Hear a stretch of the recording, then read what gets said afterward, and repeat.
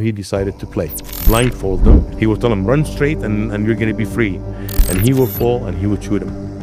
That the world was expecting Syrians to basically be killing each other for the first 2-3 months of the liberation. Yeah. On The Thinking Muslim this week, we have a first of our interviews from Syria with Ghassan Hito, president of the Syria Forum. The World Bank puts the reconstruction cost of Syria to around 216 billion. Israel, for example, has occupied parts of the country, as we know.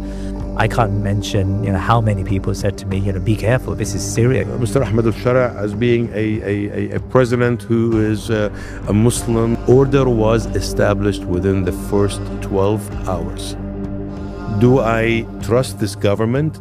They have seen death so many times, not just one time, so many times.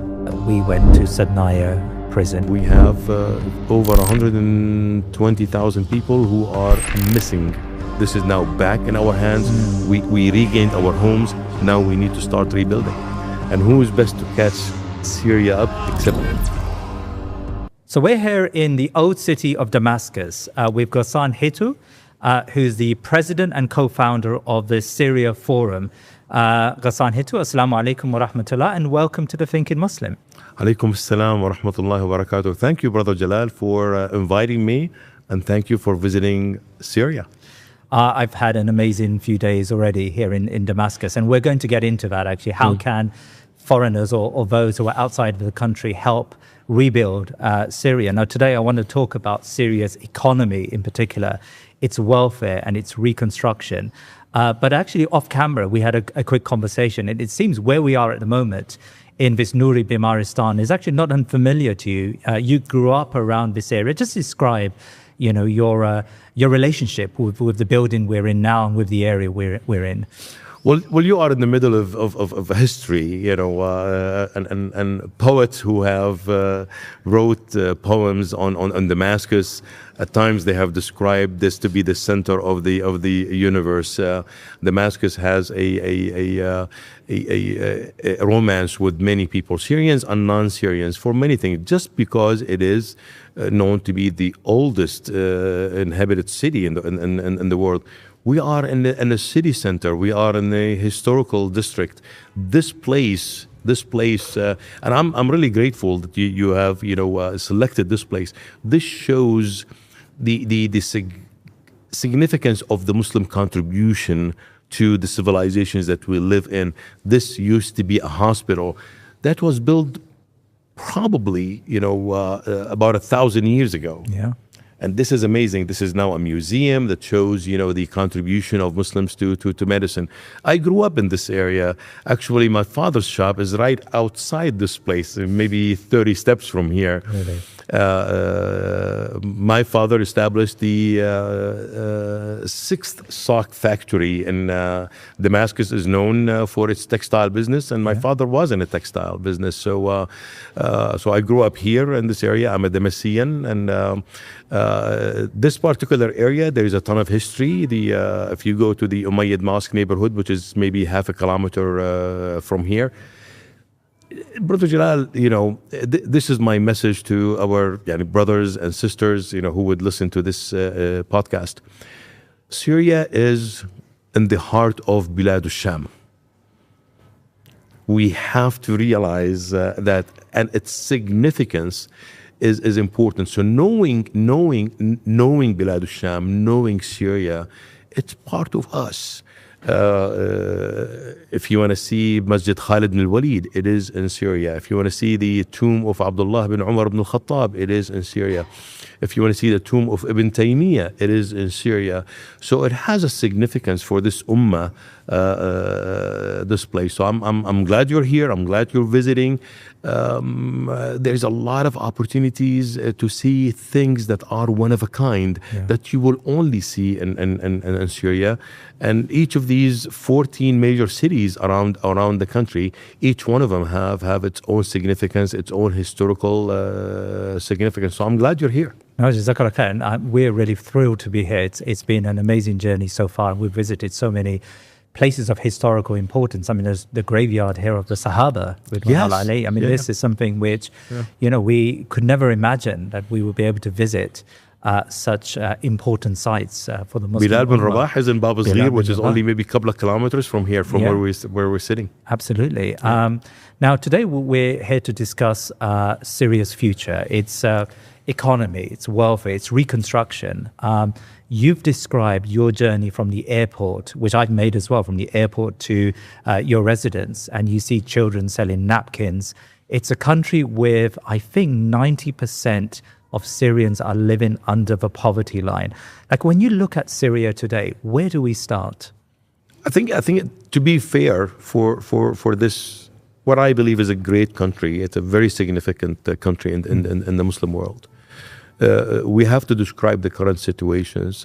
Like you said, there are 90% of the Syrian people living below the poverty line. Let's break down into other statistics. I will not overburden the viewers with this. About over 9,000 schools that have been destroyed by the Assad regime over the last 14 years. Half of them have been destroyed partially, half of them completely. The result of that is 2.4 million school-aged children. They don't go to school. There are about 2 to 3 million housing units that have been destroyed. So the country is right now is not feeling well. It's ill. Inshallah, it will recover, but it needs a lot of work and it needs a lot of effort, not only from Syrians, obviously, but also from our brothers and sisters to really contribute to bring this country to play its role that is intended to play in the region. Syria is important for the stability of the region. The World Bank puts the reconstruction cost of Syria to around $216 billion, and that's roughly 10 times Syria's GDP or current GDP. A number like that is very substantial. I mean, how does Syria raise enough funds to reconstruct? Actually, this is the lowest number, believe it or not. You know, this is the lowest numbers when it comes to estimates of rebuilding Syria. There are numbers that go as high as 600 billion, but regardless of the number, Syria's crisis have been described by the international community as the worst humanitarian crisis in the world in recent history. So, of course, it's going to take time. Raising that much money, it's going to take time, and it's going to come from various places. I think the international community will play a role in that. Syrians themselves and the diaspora will play a role in that. But at the end of the day, you know, a problem like this, it needs to be dissected into smaller problems. Probably it'll take a decade or two, in my opinion, for Syria to come back healthy. I mean, and is that really the expectation at this stage? Really, that Syria as a state, in order for it to recover, it just needs to be given space and time and support over the next few decades to get. Because I've been to, you know, we went yesterday on a tour of some of the sites of Ghouta and, you know, in other places around Damascus, which have been completely leveled by the Bashar regime. Yarmouk, the camp of Yarmouk, I mean, subhanallah, you know, it was like actually, you know, seeing Gaza close up. You know, I just don't think people outside the country realize the devastation that was wrought upon this country by this regime.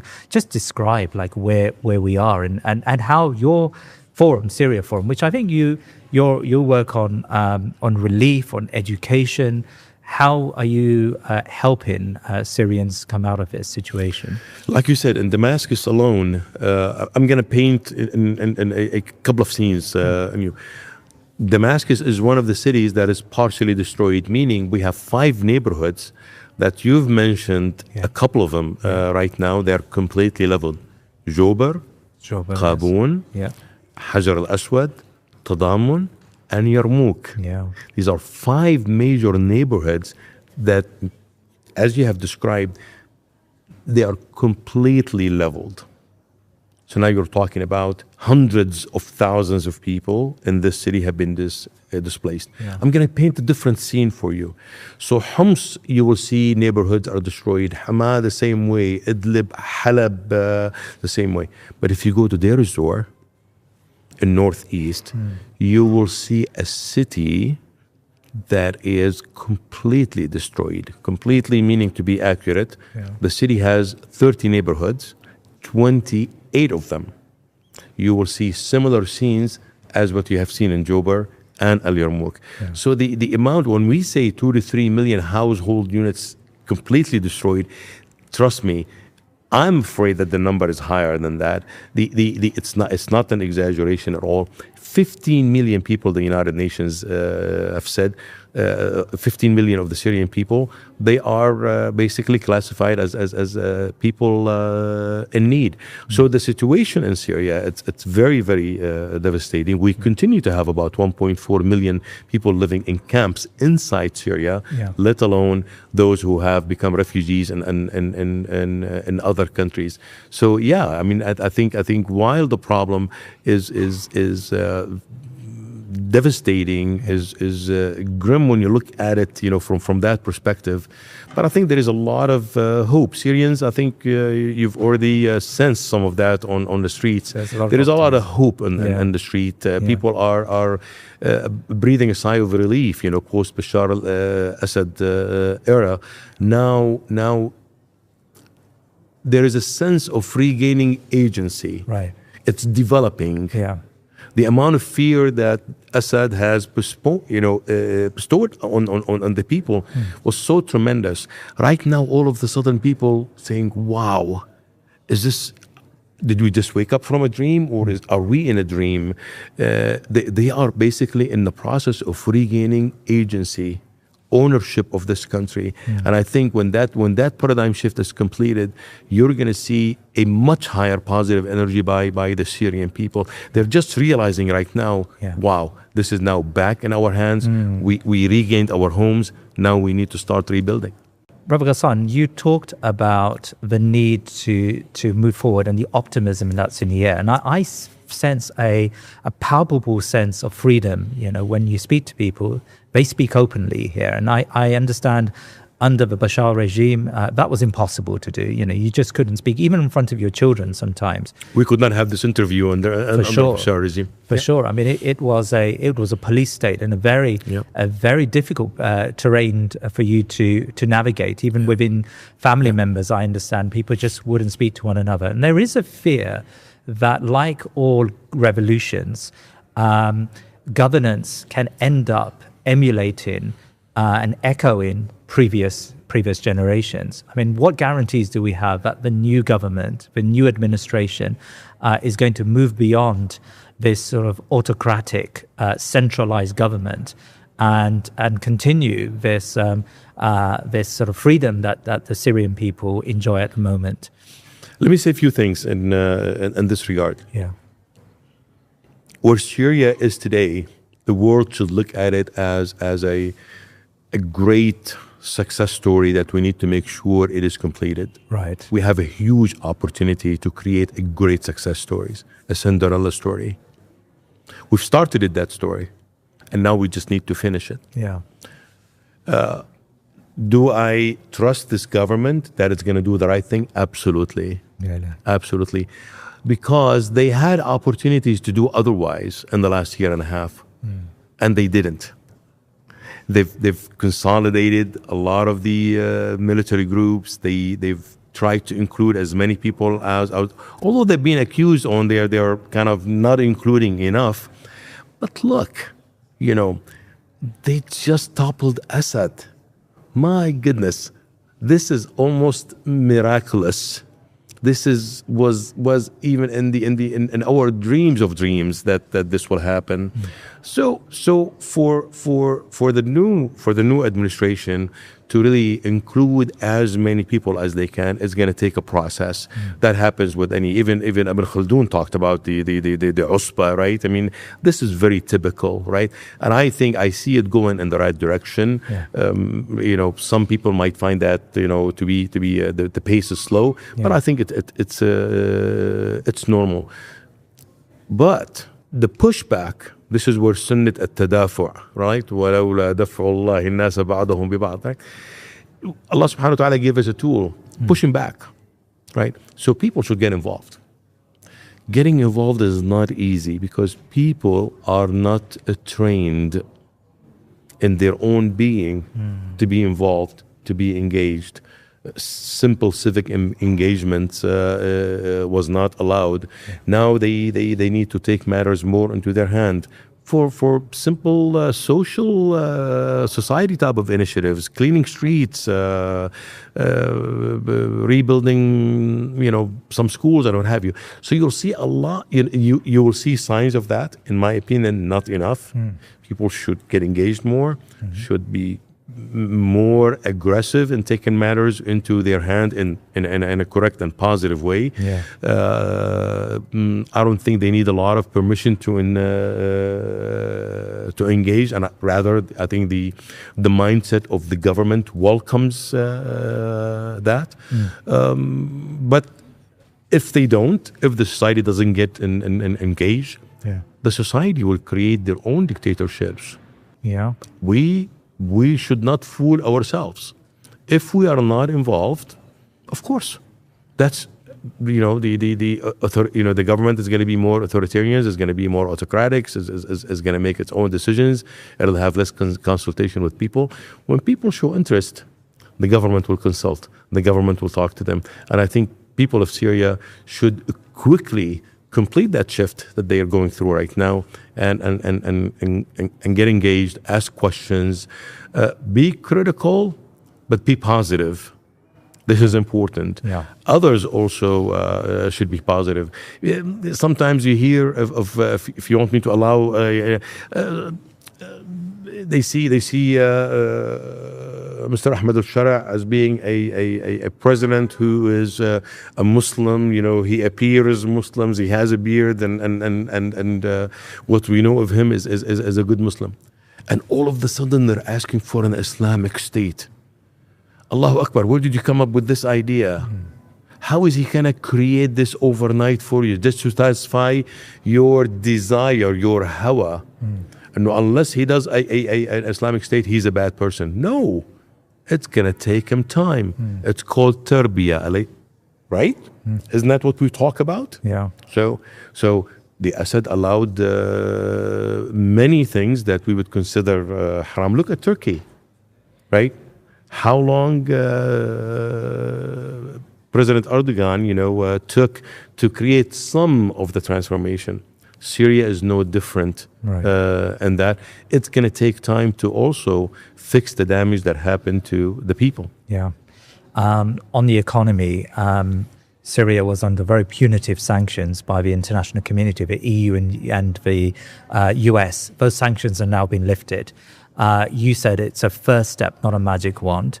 Banking-wise, Syria still uses hard currency, dollars mostly, to engage with the norm of just the most basic of activities. The banking system yet hasn't, although I hear some snippets of hope, but the banking system yet hasn't come back.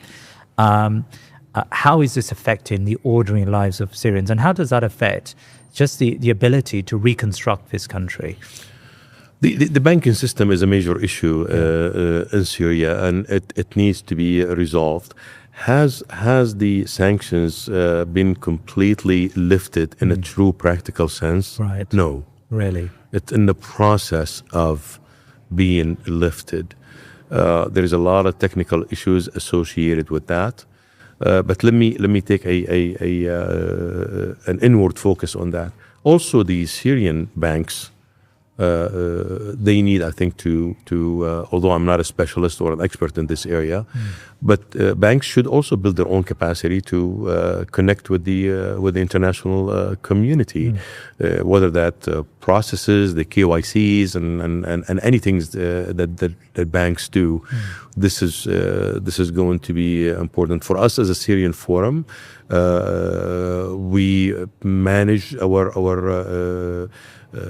grants and money we have money deposited in Syrian banks and we deposit and we withdraw and what have you.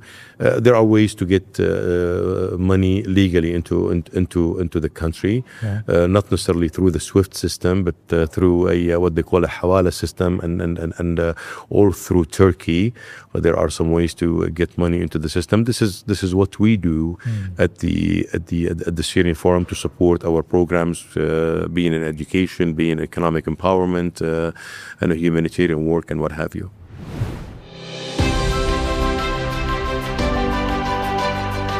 Assalamu alaikum. This is Zahra here in Isakia, Wajir County, Kenya. You see me looking off to the screen, it's because there's goats coming. They're running so fast. You're going to see them right now. And they are headed to get water from one of Baitul Mal's troughs at their borehole here. Look at that, they're so excited. They have walked countless kilometers on foot to get fresh, clean water. The structure that you see behind me is one of Baitul Mal's boreholes here in Kenya. A borehole, it's better and more sustainable than a well. In a place like this, the nearest water source is more than 23 kilometers away. Baitul Mal said we have to do something different. They dug really deep, they encased what they dug, and now they're able to pump up to 14,000 liters of water per hour. This water is going to make a difference for them, not just today, but for weeks, months, and years to come. If you want to help make water accessible to the people, our brothers and sisters in Kenya, support Baitul Mal's water access projects so that you can make a long-term contribution and continue to reap the good deeds of all of the joy and life this water is bringing to the communities here. Please visit btml.us/thinkingmuslim to donate now. There are reports that some 28 billion has been earmarked for foreign investment into this country from the Gulf states, from Turkey. I suppose the fear is that some of this money is there to create an extractive economy, to extract rather than to rebuild. I mean, how does Syria guarantee that the money that's coming into its country, foreign investment, is going to be used to rebuild Syria in the long term in a sustained way? There are investments coming into the country, not very large, not very many. When I met the president a few months ago, he mentioned about $58 billion that have been made in terms of commitments. Sorry. Has the money come in? Did the project start and what have you? Yeah. We see some projects that have started. But your question is more specific, what should Syria and Syrians do? I think we should focus in Syria on with the assumption that Syria is a great investment opportunity, and Syria it is a great investment opportunity in all sectors, from tourism to manufacturing to agriculture, you name it. Huge. It's a green field, and I encourage a lot of investors to consider Syria now and be the first movers into the country. The issue, the challenge that we face right now in Syria is creating an attractive investment environment, and that's a suite of things that needs to happen, from laws, regulations, qualified human resources, and what have you. So the investment opportunities is a major concern for the government. Actually, we just finished a 3-day conference on that. Syrian Forum and our research center was the entity that provided all of the intellectual the expertise, behind the scene. Yeah. The focus is creating that investment opportunity. What are the components that we can all work on to create that investment opportunity? So you see people talking about SWIFT only. SWIFT brings money in, right? Are there is the investment law regulations protect the investors to what extent? Labor laws, taxes, trained human resources, these things. How do you tax, import? Do you really? The Syria wants to focus on a trade balance, right? Trade balance meaning you got to push more manufacturing. We don't have a lot of oil and gas to export, so you need to have products that you need to manufacture and compete with regionally and export it. So these topics are live in the minds of the government, in the minds of the private sector, and they should be worked on, and then being worked on seriously. So I think very soon we have a good draft of the investment law.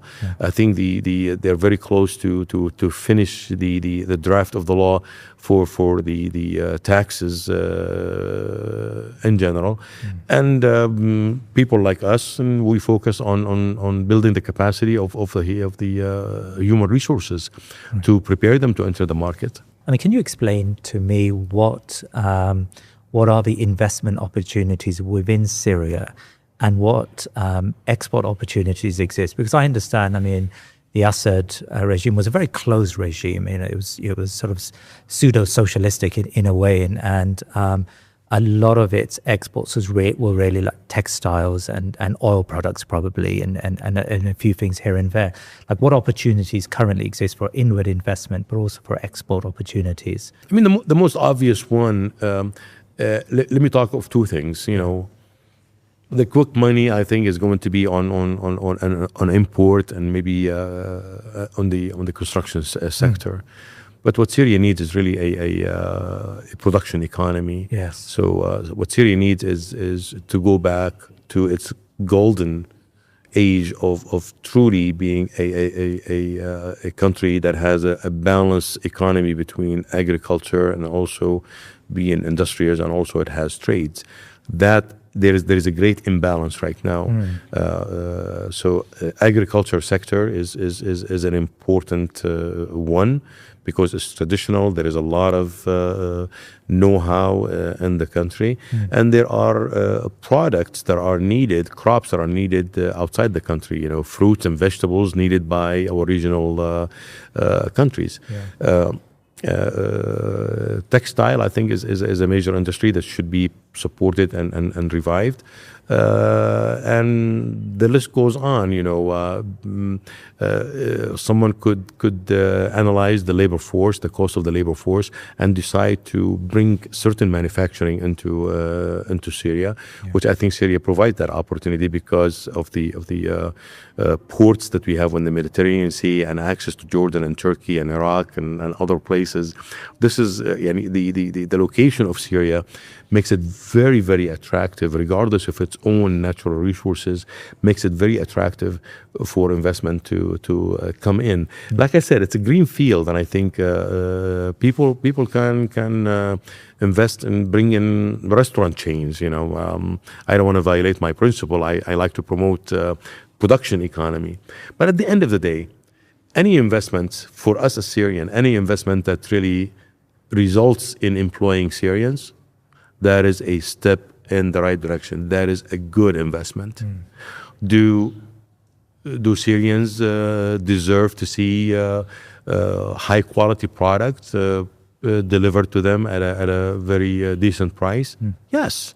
I think they need to be afforded that opportunity. But for that to happen, again, I don't like to see a lot of imports coming into the country. I like to see a balance between import and product to be manufactured locally. And historically, Syria produced good, excellent product for the region. Right. In a lot of the sectors. On that, Syria, of course, has immense human potential, and a lot of that potential left the country. I mean, maybe 3 million plus refugees in the region and beyond. There's many refugees, Syrian refugees, where I live in the UK. What does Syria need to do to bring back this knowledge, expertise that exists across the world? Because, of course, that alone could potentially kickstart a lot of these economies, this production economy that you talk of. Yeah, I think you've put your finger on the pulse here. This is a major issue that Syrians should pay attention to, because we have a wealth of knowledge and expertise of Syrian expats. Whether they're outside prior to 2011, or they have become refugees post 2011. Actually, the number of refugees is about 7 million, 3.5 only in Turkey, and then the others is between Europe, Lebanon, Jordan, and Egypt, and maybe other places as well. The issue that you're raising is very important. Is how do I speed up the process of creating this attractive investment? That means I need to bring in this knowledge, vast knowledge that I require. Syria fell behind in many ways.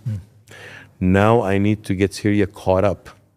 And who is best to catch Syria up except those Syrians who have left the country? They got their education outside, they've gained a lot of experiences, and now they're able to come back. Now, how do we bring them back? A person who lived in the UK has become a UK citizen. A person who lived 20 years in the US or so has become a US citizen, and what have you. So personally, I say the following. We have the responsibility, and this is what we do at the Syrian Forum. We have the responsibility to create opportunities for those experts to come in and share their knowledge with Syrians. We do that through our Dullani program. We bring them as volunteer trainers. They train on a specific skill for about 3.5 months. The person who leaves that training, actually, we place them in a job. Wow. We don't train for the sake of training. So they come in and train on a very specific skill that Syria needs.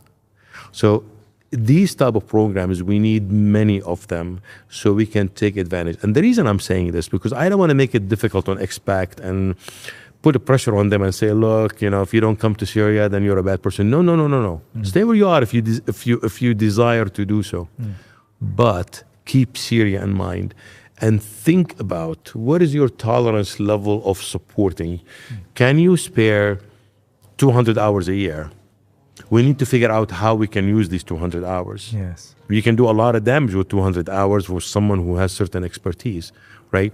Some people may, who are closer to retirement, they can maybe take few months at a time, and dedicate that to Syria if they have not decided to move. So we have to get more creative and engaging. And there are examples of that happening. Are those examples enough? No.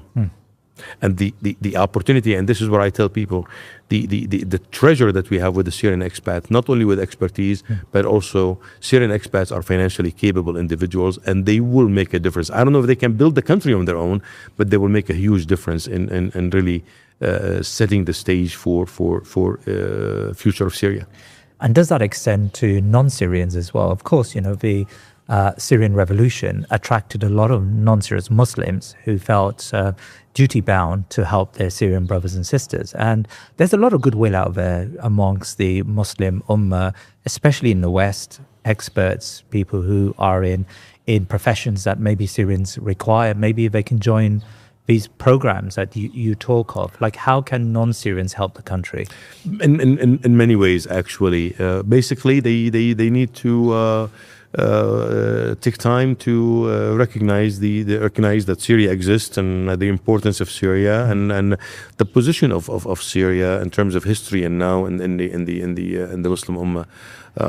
And there is a lot of ahadith talks about the importance of Bilad al-Sham and what have you. I'm not going to get into that. So they should keep that in mind. People ask me, why did I leave the U.S. After 42 years? One of my reasons in my mind to make sure that my intention is correct. This is Bilad al-Sham, and Prophet Muhammad ﷺ spoke explicitly, not in a hindering way, not implicitly, explicitly of Bilad al-Sham. So this is important. So being here is has a dimension that bigger than me. That's being a Damascene. I'm just blessed that I've been born and raised in here. But I think working in here, working with the people of Syria is extremely important. And also, I think it's a great opportunity for many things. People who are interested in da'wah, there is opportunity here. Exchange knowledge, back and forth. There's a lot of mashayikh, shuyukh in Damascus that we could benefit. We met a student just now who's come back, who's come to Syria, and Syria used to have a thriving education program, lots of mashayikh here, right?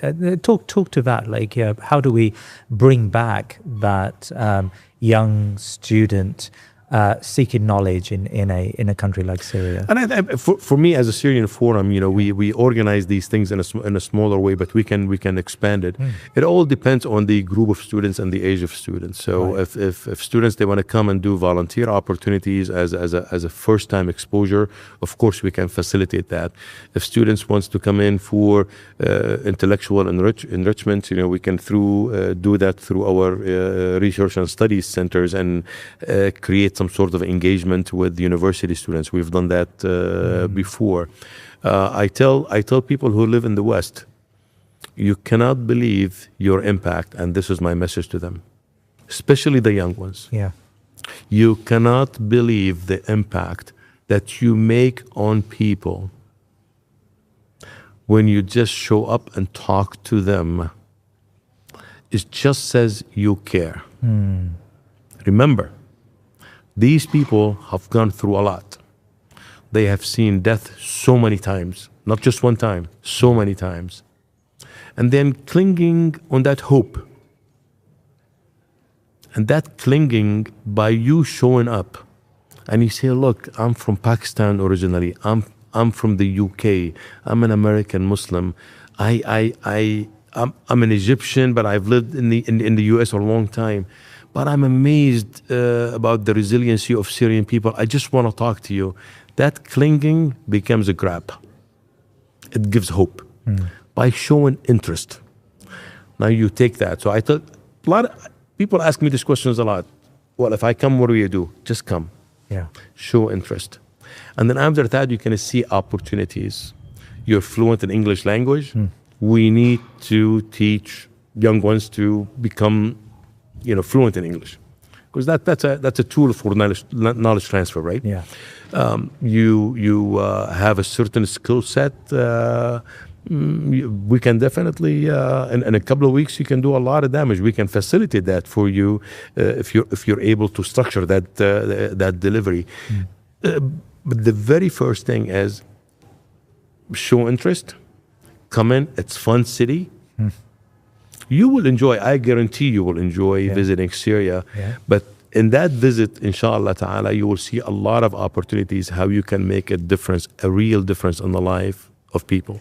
And does Syria have the capacity at this stage to incorporate large numbers of tourists? I mean, is there a tourist industry here that's developing, over these last year and a half? There is. I think the Ministry of Tourism have done a decent job. When I say decent, that doesn't mean I'm because they have many challenges. Yeah. But if you look right now, we're conducting an interview in a place where prior to liberation was closed. Right.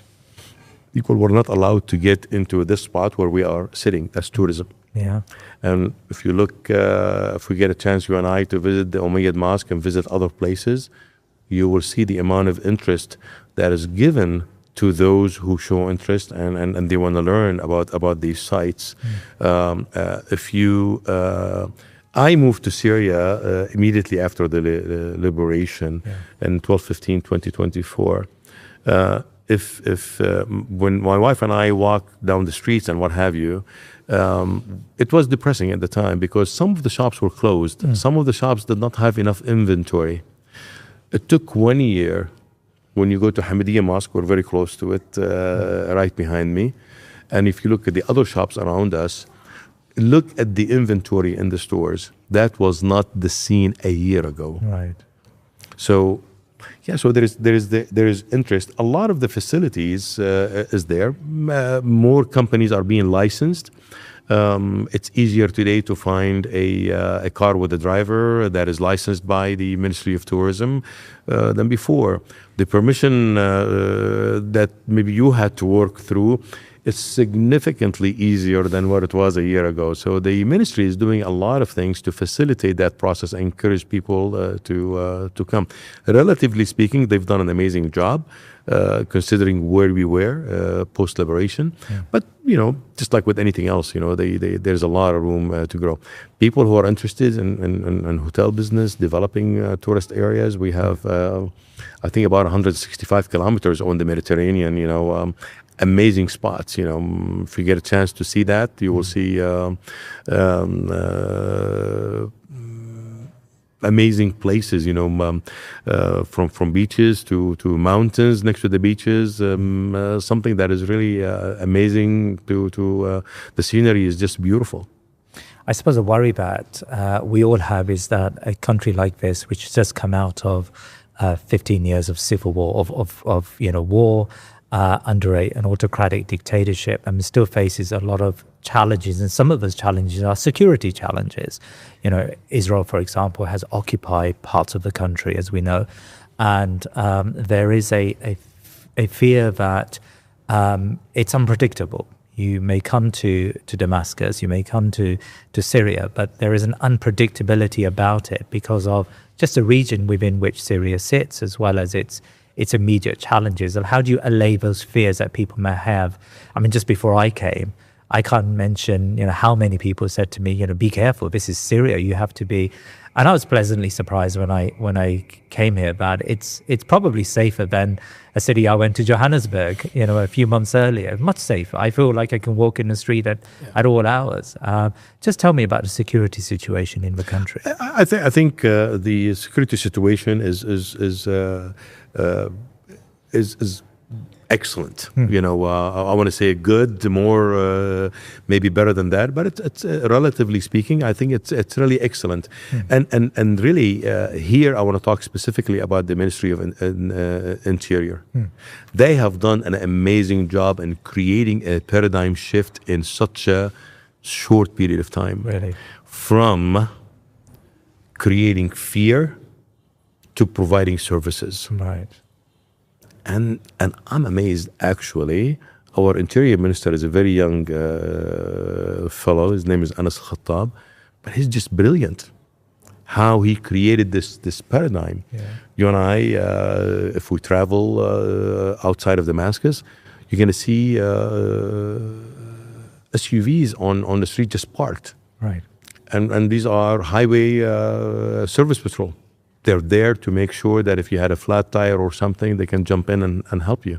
And we're going to see them frequently, especially as we pass Homs.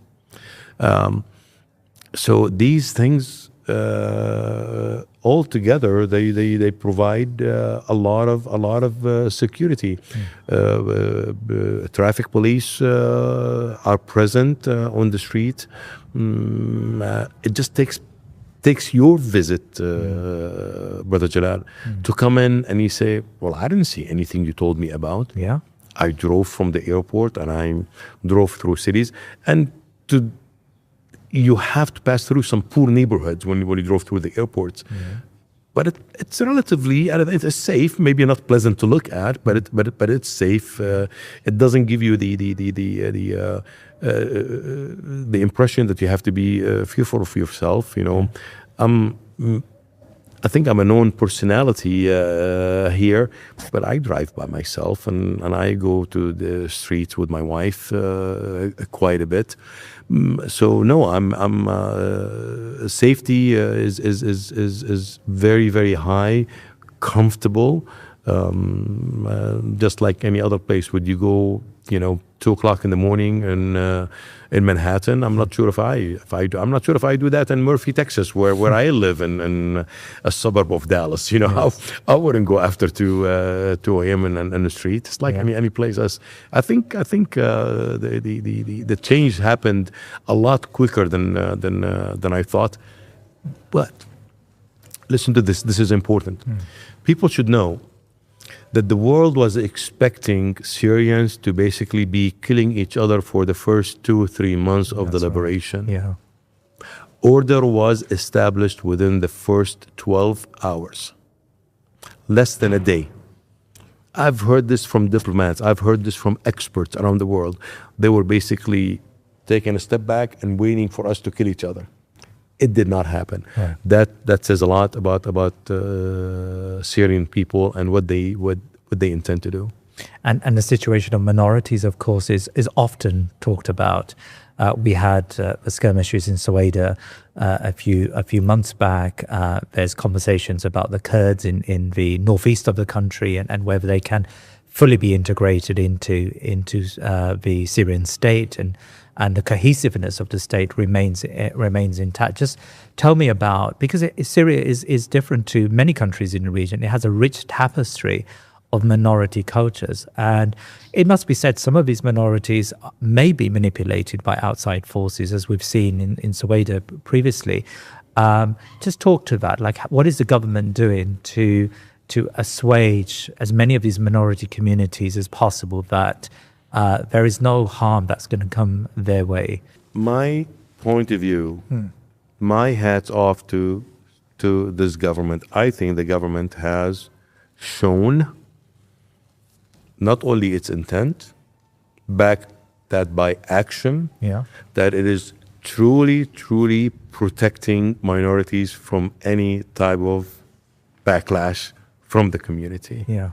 We're not going to talk about the cause of the backlash, because that's 60 years worth of oppression and social engineering, trying to create a divide between the city and the countryside, between the ethnic groups, between the sectarian groups, and what have you. Yeah. That's the Assad regime.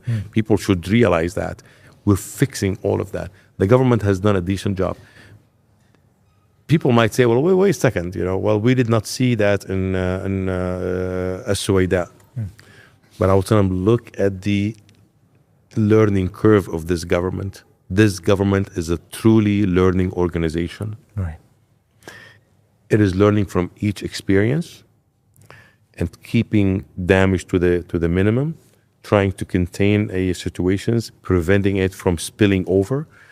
And so far, their track record is just showing that.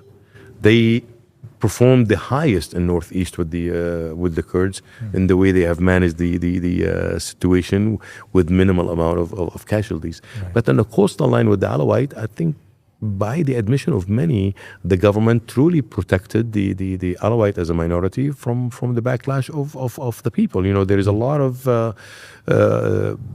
negative built-up emotions, if you will, from the Syrian people against the Alawite, and it's wrong to generalize, but Assad regime is from the Alawite sect, and hurt a lot of people, hurt a lot of Syrians, and Syrians kind of cast this on the Alawite sect, which is wrong.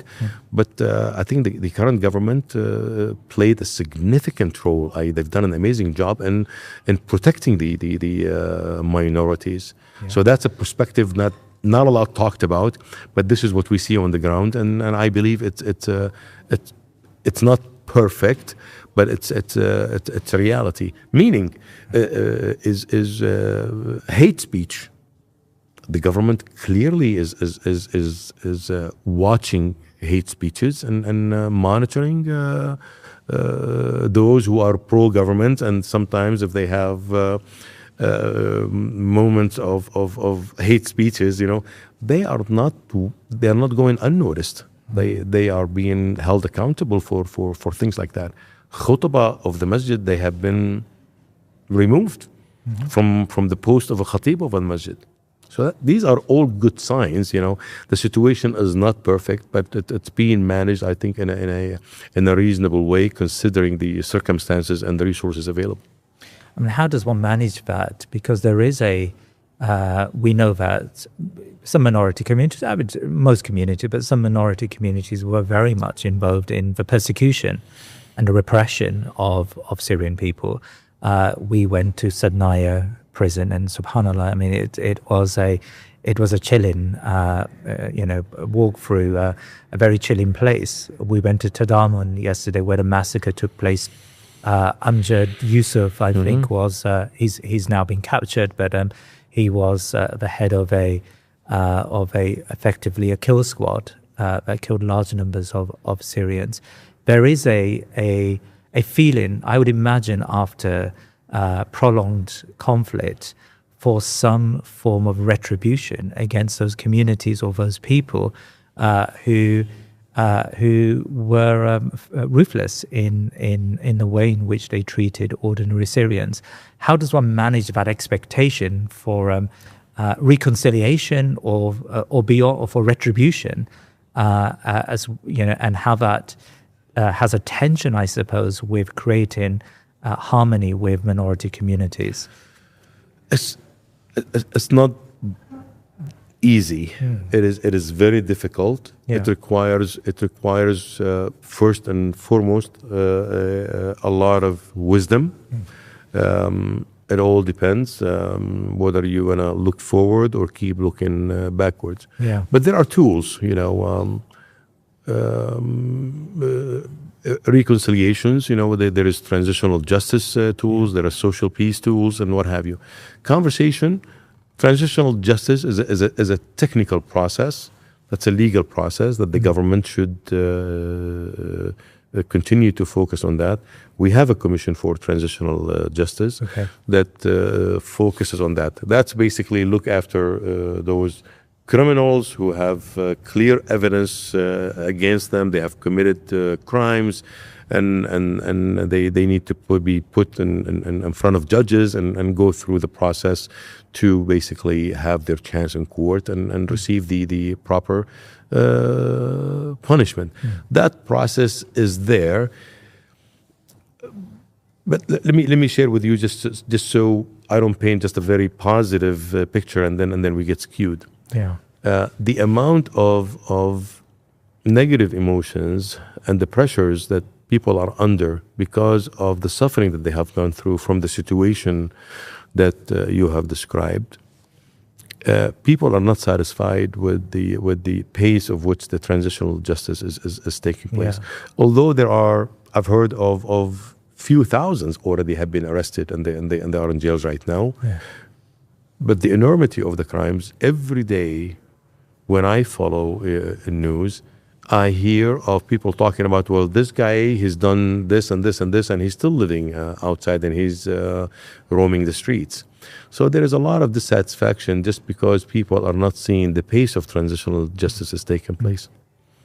That's one thing. That's the technical side. And there is nothing for people like you and I, when we're not in the government, we can do much about that.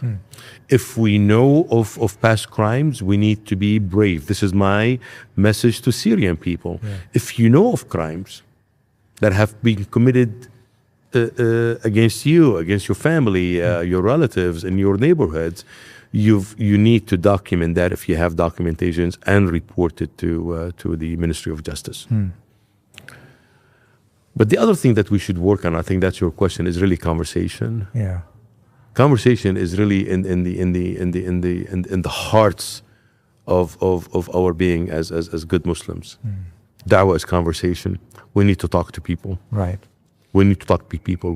This is an opportunity for us to show the natural positive sides of Muslims. With these different sects, I think we have a huge da'wah opportunity, in my opinion.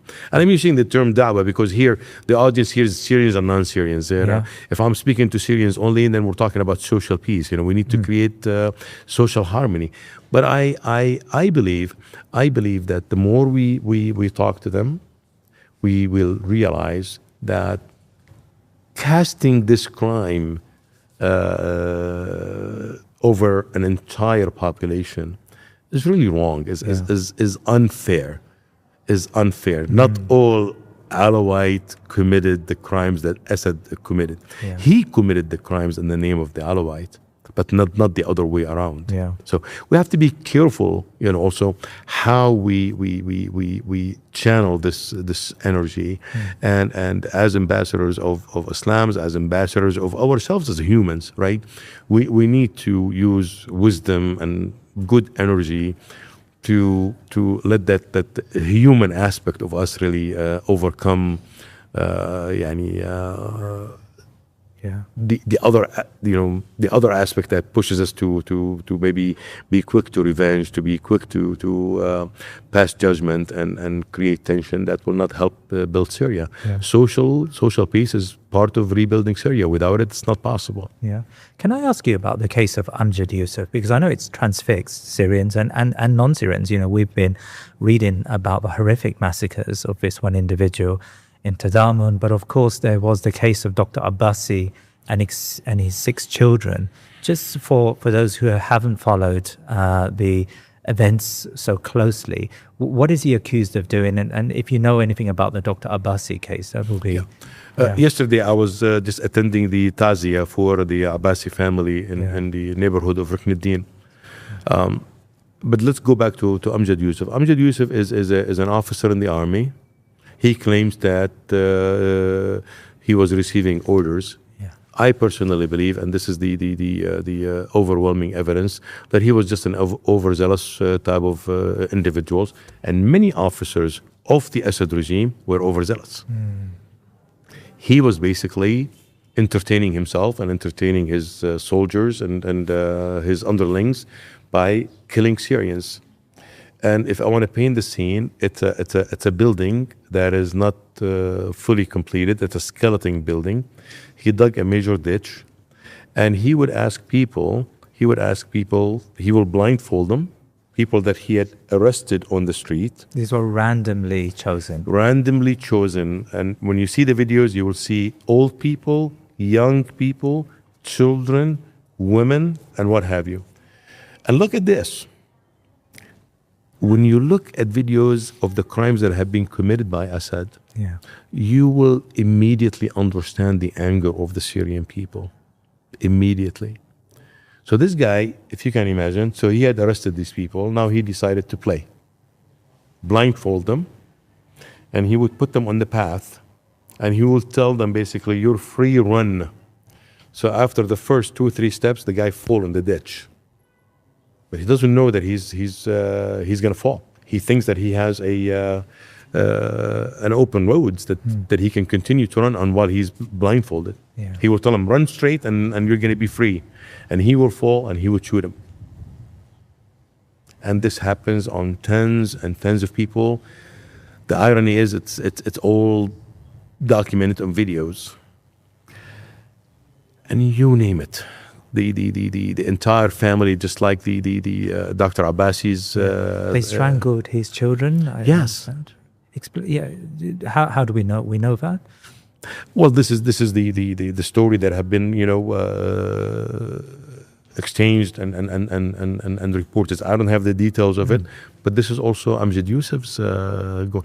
And this, what I'm afraid of actually, by focusing on Amjad Yusuf, my message is there are hundreds like Amjad Yusuf who had committed many crimes.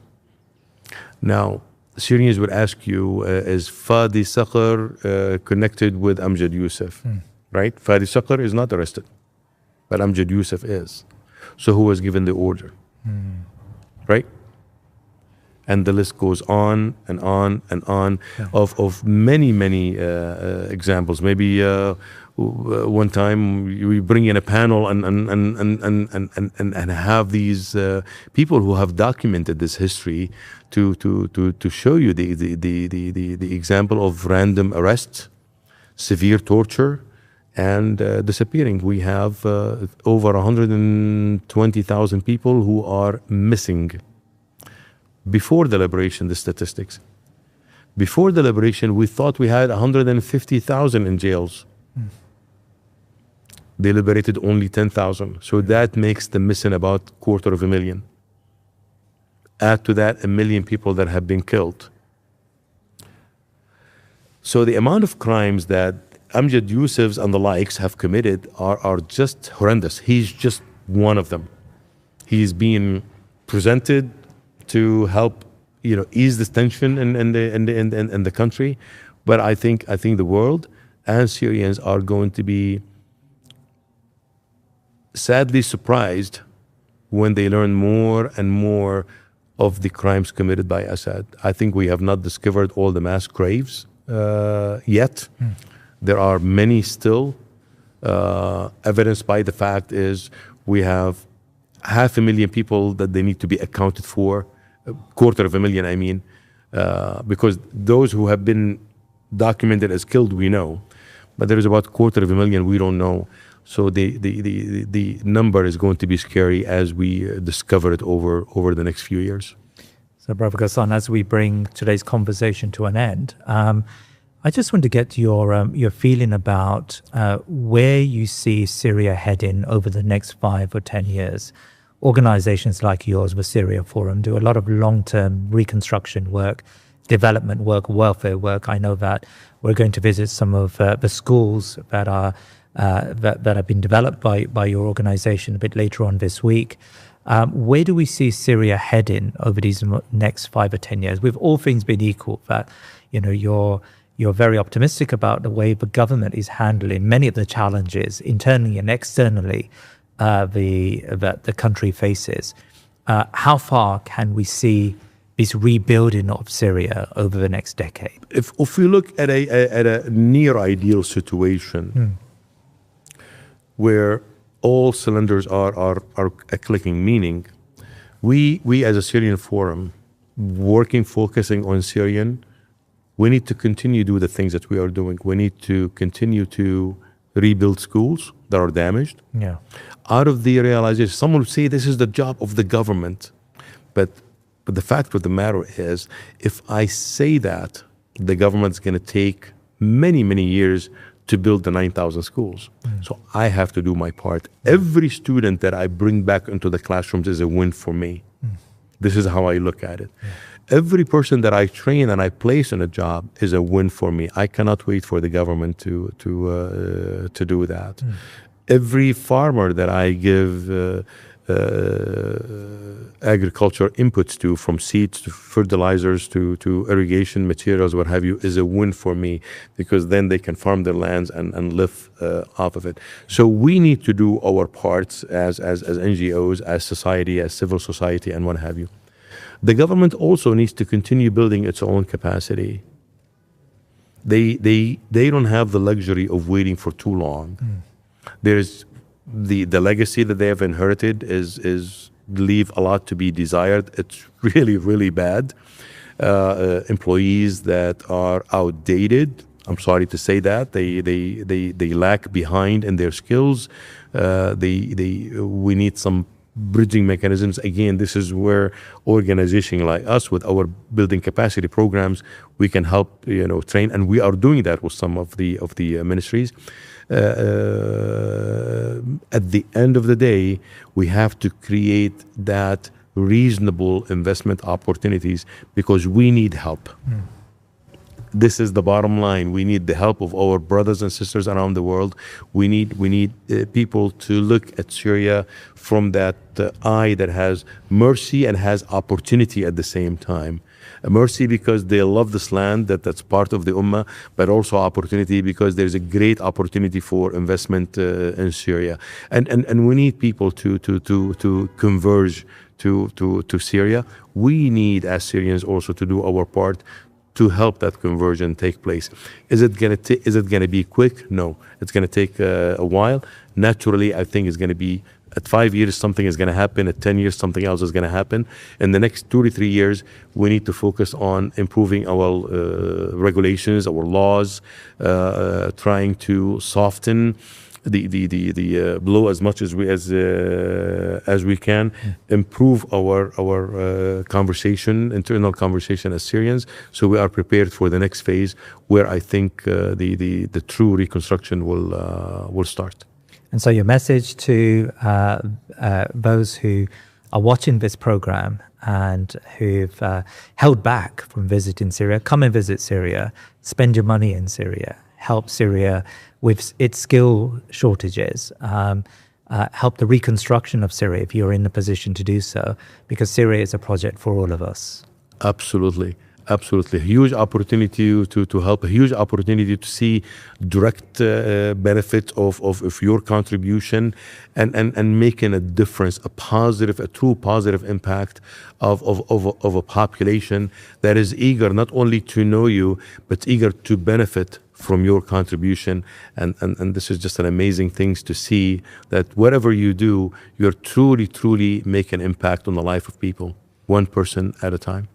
غسان, Hito, it's really been a fabulous conversation. I really feel the optimism that's in the air in places like this, in conversations that I've had with people like yourself and with ordinary Syrians. So thank you so much for your time today. Thank you for being here, and thank you for inviting me to the show, and thank you for visiting Damascus. Jazakallah khair. وإياكم. Assalamu alaikum. Now you've reached the end of this show, and the fact that you've stayed until the very end tells me that you truly believe in our work. Please consider making a one-off donation or becoming a member by visiting thinkingmuslim.com/membership. Now your contributions give you exclusive behind-the-scenes access and the ability to ask questions to our guests, and monthly calls with myself, my team, and our guests like Sami Hamdi. Jazakallah khair, and keep us in your du'as.